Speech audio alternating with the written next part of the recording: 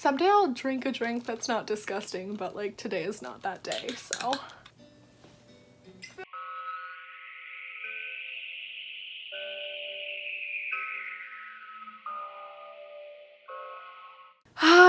Welcome back to Liquordale. I'm your host, Anna, and I'm a disaster. Kevin directed Heathers the Musical. He introduces Evelyn, the creepy farm hottie, as his co-director. Betty's mad about it. So fun. What?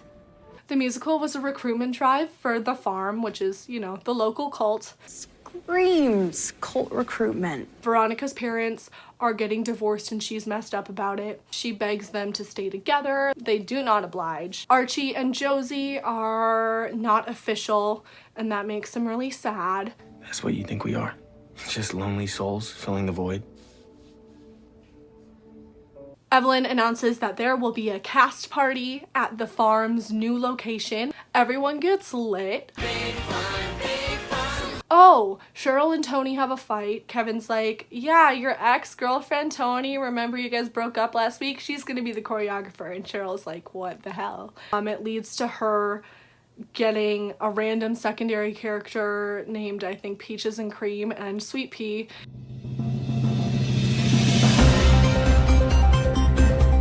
I have so much footage of myself talking about how much I love Sweet Pea. He's my favorite, like, secondary character that gets no lines or appreciation. I've never actually edited that into a Liquordale episode because if I start, I won't stop about how much I love Sweet Pea. So, like, I love Sweet Pea, but it just takes too long. I don't put it in episodes. We're limited at 15 minutes. I know you guys have other stuff to do.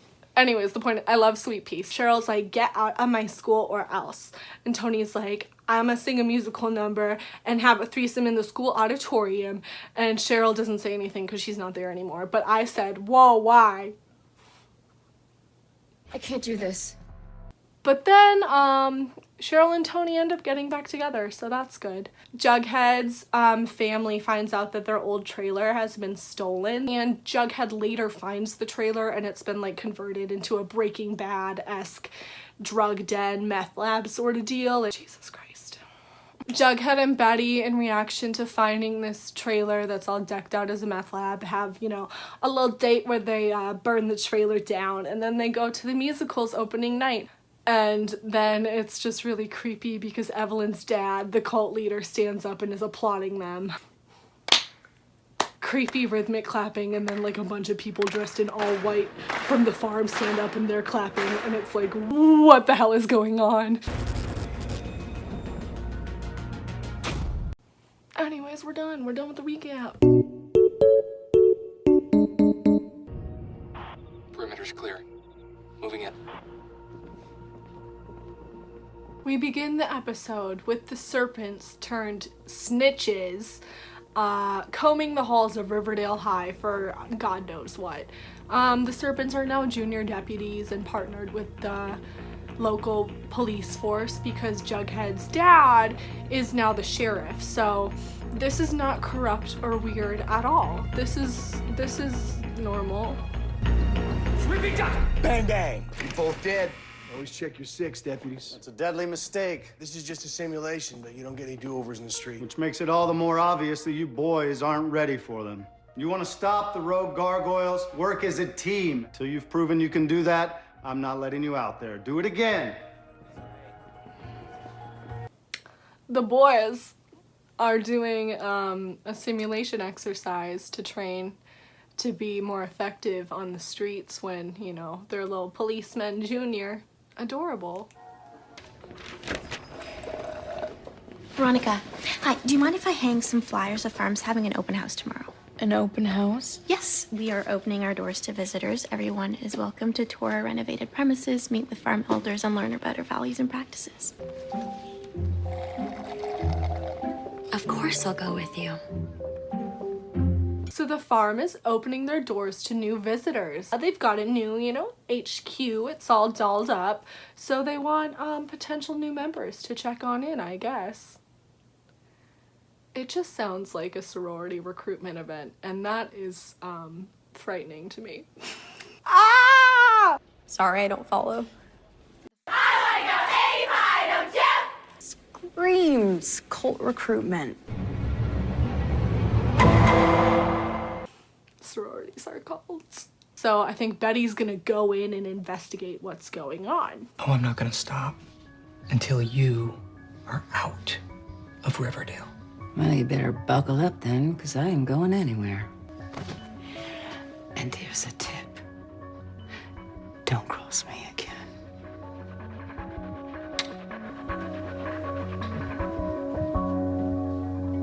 Ew. Imagine how different Riverdale would be if any of the parents were normal. Like, imagine how much better it would be if at least, like, one person was like, hey kids, here's, you know, love and support for you. If you cross over this way, here you will find two of our more artistic members expressing themselves. Hi, Megan. Hi, Garrett. Hi. At the farm, we like to nurture everyone's unique talents. It's like Hockney meets Heaven's Gate. Unnecessary literary reference, time to drink. Sometimes when I like over enunciate things, I feel like I sound like Betty. Edgar ever never. Edgar ever never. So Betty does go in to investigate the farm's headquarters with Veronica. Things are super shady and Kevin is acting super weird. Well, enjoy the rest of your tour. Wait. That's it? We haven't talked in forever, and that's all I get? Enjoy the rest of your tour? You forsook me, Betty, not the other way around. So if you'll excuse me. That's so messed up. Jughead gets together with Archie and lets him know the situation with his mom and explains that he can't exactly just like tell his dad everything that's going on because apparently it would be mutually assured destruction. I don't really know how, honestly. Like, I don't know what dirt his mom has on him. I don't recall. Like, it's just not in there. I have no idea. So he's revealed that he and the Serpents are dismantling her drug trade piece by piece, and that he's also going to try to take down her, like, cook slash provider, Kurtz, who is the creepy little shit that is in charge of the gargoyles, who Jughead's also going to try to take down. So Jughead's just got a lot on his plate.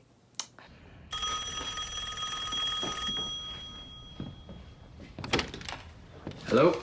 Pause. There is a picture of tiny Archie on the wall. He has to call the dentist by Friday. Bread, pasta, banana. Just one banana. Would you accept a collect call from the Leopold and Loeb Juvenile Detention Center? Sure. Archie, it's Mad Dog. Mad Dog? Dude, what's up? I need your help. The drug trade has reared its ugly head in Riverdale yet again.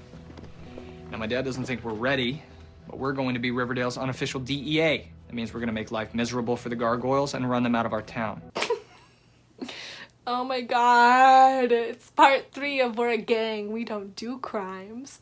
It's We're a Gang, we stop crimes. We're the unofficial DEA for Riverdale. Do they know what gang means? Like, do they know that gangs are supposed to sort of be at least a little into criminal activity? It's sort of like their thing. I'm just unsure if Jughead kind of knows what he's doing. Today, I'm in a bad mood. But you can help me with that by telling me where all these drugs are coming from. The gargoyles are dealing again. Where are they selling from? We've been to all the hot spots. No, it's old school, street corners. But you can tell by the gargoyles on wires.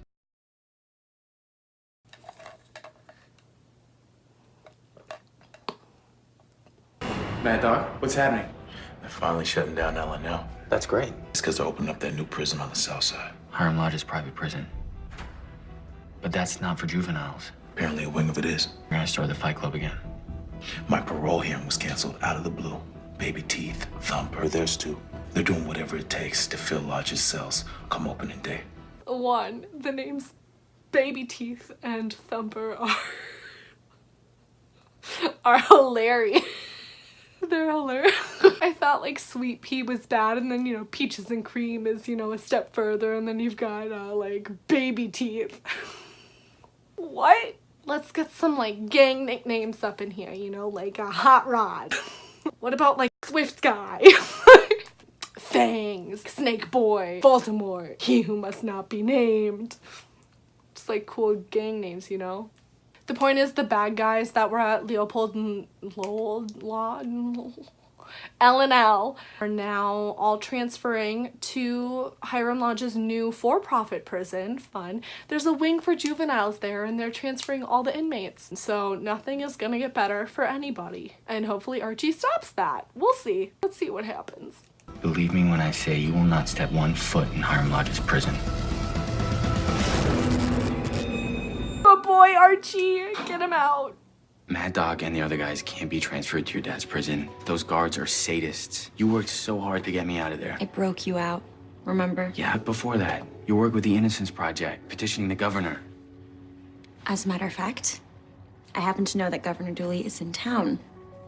Perhaps an appeal in person might do the trick. This is my ex-boyfriend, Archie Andrews. Governor, I need to speak to you about the transfer of inmates from Leopold and Loeb Juvenile Detention Center to Hiram Lodge's private prison.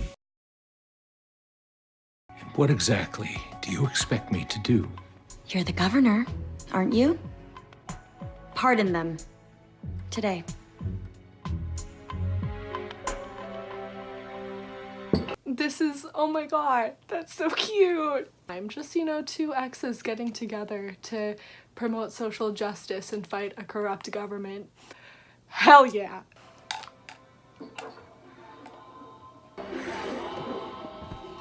Thank you for agreeing to help me, Cheryl. I haven't agreed to anything yet. What's your obsession with the farm? Yes, they were white after Labor Day, but beyond that, are they really that horrible? They're a cult, Cheryl. And it's not just my friends and family that they've targeted. What about Jason? He told Polly they were running away to the farm. Don't you want to know why? Reminder, Jason is Cheryl's twin that died before this whole series started, and Jason and Polly, Betty's sister, were together, and Polly was pregnant and ended up having Juniper and Dagwood, the awfully named twins. So Jason ended up being murdered, and they found out that it was Cheryl's dad that did it, and then he killed himself after everybody found out that he did it. So lots of darkness in the Blossom family history. Yeah. So now Betty and Cheryl are working together to kind of trick Evelyn and infiltrate the farm. I don't know what to do. Well, you know, it might help you to talk about it with a friend.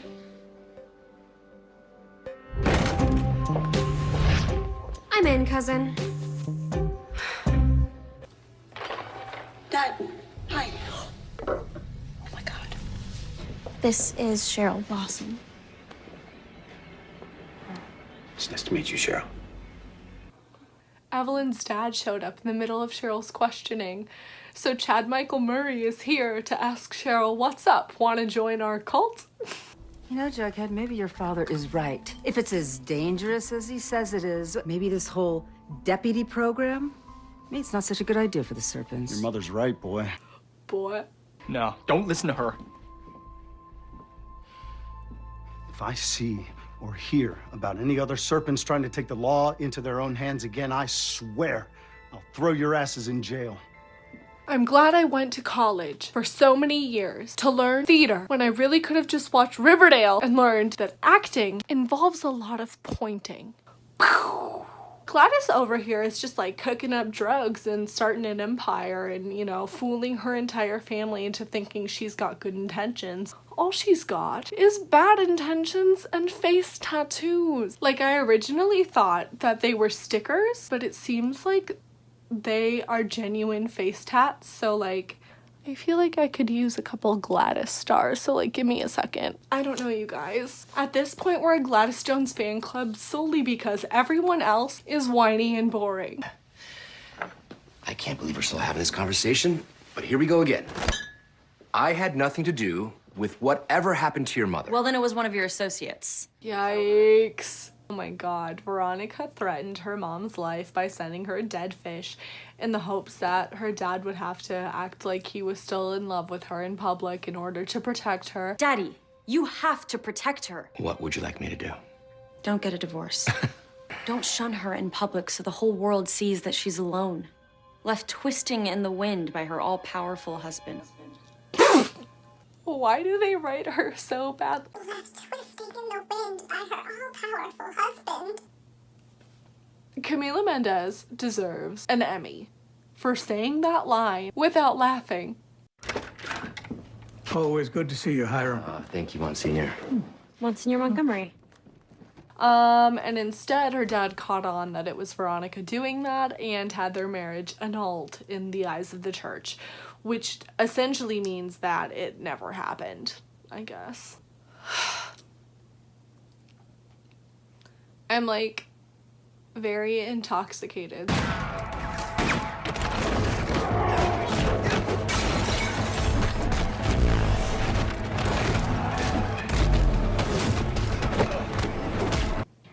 Uh-oh. Don't let cards get away! What the fuck? Betty got all of her friends and family's tapes out of the farm archive so they don't have to go back to this cult, and she's telling Cheryl that, and Cheryl is insisting that she wants to go back to the farm even though she doesn't have to. And we're about to find out why. Edgar took me to a room, closed the door, and inside there was Jason. My dearest brother. I don't understand. Like, you heard it, his voice, like a seance? No, it was Jason. I know it sounds crazy, but I saw him, talked to him in the flesh. I thought I would never see him again, but the farm gave me back my brother. Okay. Betty, I could always ask your mother and sister to give their testimony again. And who's to say I don't have copies of those tapes in storage? Off-site. I'm currently also watching One Tree Hill, and I just started season 2, so Chad Michael Murray right now in my mind is Lucas Scott on One Tree Hill, and now he's on my screen every week on Riverdale, like, I'm an adult cult leader, and I'm like, go back to Tree Hill, Lucas, you're supposed to be playing basketball, so. God. There's a quest card. Defang the wolf cub. Looks like a tooth.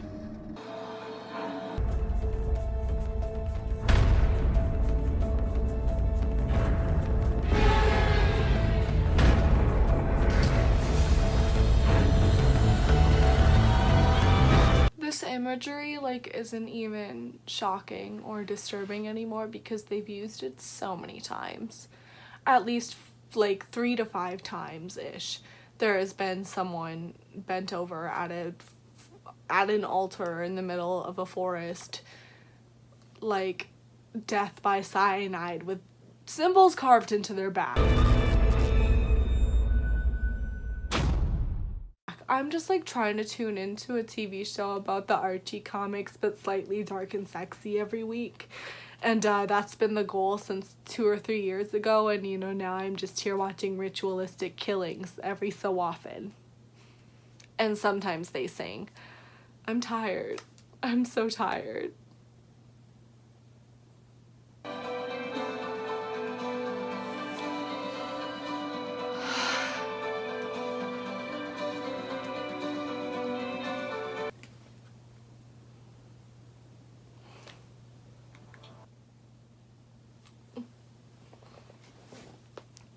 Good night. I'm so done.